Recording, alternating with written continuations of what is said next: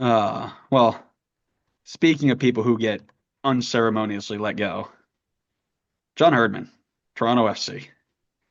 After a single year in charge of Toronto FC, John Herdman has resigned his position. Not fired, he was resigned. And I just want to read this out. On behalf of the entire organization, I thank John for his commitment to Toronto FC and for the important strides the club during his time as head coach have made. John's passion for the game and dedication is evident to all those who had worked with, and we wish him and his family the best. Blah, blah, blah. Herdman was named head coach in August 2023, resigned in December 2024. During his tenure, he guided the Reds to the League's Cup group stage, which everybody makes, by the way, and the Canadian Championship final, which means he beat a single decent team, maybe. Did they play Montreal? I think they did. I don't know. I'm not sure. We could Um, just say at most they played one decent team. yes, and that is really funny. What's not included in there is this idea that the drone scandal from his time with the Canadian national team was probably hanging over his head. Get it? Kind Like of like a drone. drones. Yeah, like a drone. Nice. Anybody who has a semblance of what has gone on with the Canadian drone scandal has, they saw this coming when the women's coach resigned and was basically like, I am not going to talk about this anymore. I'm going to resign my position. And when the timeline started matching up, you knew Herdman was probably coming next. So the question is, while this hangs over his head, will it also hang over TFC's head, or will they be able to move on from this? It's a tough one because I mean we talked about Toronto at the end of the year, and I felt like they had done a good job with what they had, considering like Herdman was coming into a dumpster fire, right? And like I'll use Caleb Porter as another example, another guy going into a dumpster fire. And Porter clearly showed that he couldn't handle the dumpster fire. He couldn't get it under control. But Herdman came in and I think he did a pretty good job handling the mess that Toronto was in. And sure, he didn't get them into the playoffs. I think that would be a huge ask for him to turn around this team all of a sudden. But I think he did a good job with finding a couple pieces in this team that look promising, being able to get some bits out of the Italian duo before they probably inevitably dip back to Italy. And I felt like they had stuff going in the right direction under Herdman. And now that progress kind of gets halted a little bit. And it's not that Toronto can't continue that progress forward under a new coach, but now it's certainly a lot more question marks around it. Whereas with Herdman, you kind of know, like, all right, clearly he's got some kind of momentum going. He's got a vision for where he wants things to be. And a new head coach, you're not sure what that's going to look like, what players are going to be in the mix, which ones he prefers over others. So a lot of question marks, but I wouldn't rule out that Toronto's still moving in a good direction. Yeah, it was wild, right? Because when we did our preview, the instant thought was these Italians are going to leave. They brought nobody in. He's going to be left with a basically a USL his team, and he's going to get smacked.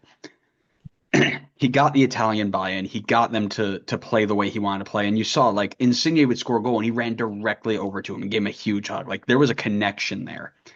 Him moving on might not just necessarily impact them like reputation wise, right? Oh man, like this guy, they hire cheaters, they don't do their background research well, or blah blah blah blah. But it will definitely hurt them on the field. He had a, like you said, they had a plan, they were going in a good direction, and now they need to kind of pack it up and change it. It is. I'm just scrolling through the Reddit post in r/MLS, and it is really, really funny looking at all the Toronto fans. And I say funny with a grain of salt, but like who are just like, here we go again. Who's going to take this job? I think they said in their 11 years of existence, in Toronto's FC's 18 seasons, they've had one manager last more than 2 years, and that's Greg Vanney. It is just a recycling door of nonsense.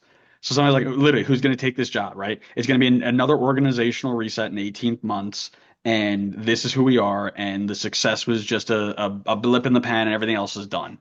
And that's kind of where I see this going is like, what reset are you going to need to do to fix this? Because that's not a good look. coaches don't always have a long lasting job, right? You don't see Arsene Wenger's everywhere. But man, that is not a great look for a team that's been around for almost 2 decades to have one guy last more than 2 years. That's crazy. And One of the that's not a good look for incumbent managers. Like, why are you Yeah, going to like want to why go would to a team where it's just a rotating door? It's like, I yeah, want some job security, you yeah, know? literally. They're like, "Oh yeah, are you going to be the guy to do this? By the way, you get 4 games." It's like being the manager at Chelsea. You get 4 games. If you can't get these guys to play like Man City, see ya. Well, who better to play like Man City than someone from Man City? So maybe Whoa. that's the direction they need to go. You trying to play Um, like Napoli? Go to Napoli, coach. well, there was something in the press release that John Herdman mentioned that they laid out the future plan for him, and he stepped away. Kind of they that was juxtaposed together, almost as if suggesting they laid it out for him, he didn't like it, and he moved. What could that possibly be for him to be like, nah, this is too much for me, I'm done? What changed in a year?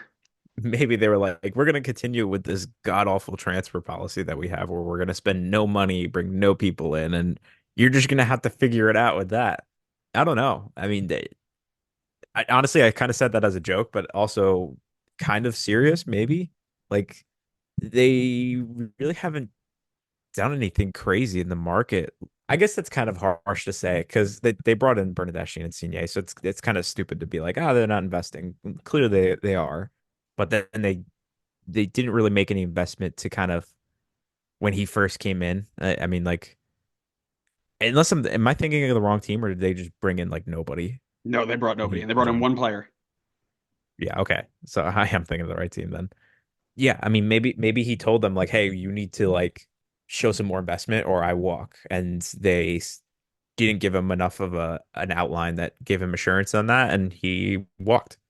Yeah, listen, I don't know what it could have been unless it was, hey, we are going to sell Insigne, Bernardeschi, Jonathan Osorio, and insert any other half decent player here, and everybody on TFC2 is going to be promoted, and you just got to make it work.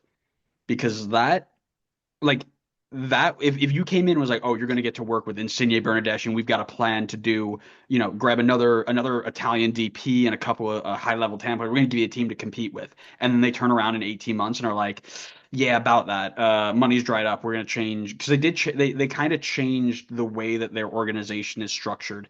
MLSE is majority in charge. I'm not quite sure about that. I'm not going to spend a ton of time to figure it out. One of our TFC followers can let us know more accurately. But unless they've gone from saying we're going to give you a team to compete with to we're going to the Red Bull model and you're just going to have to play with a bunch of kids, I don't know what makes what would make you step away, which is why I'm circling back and saying drone scandal ran him out.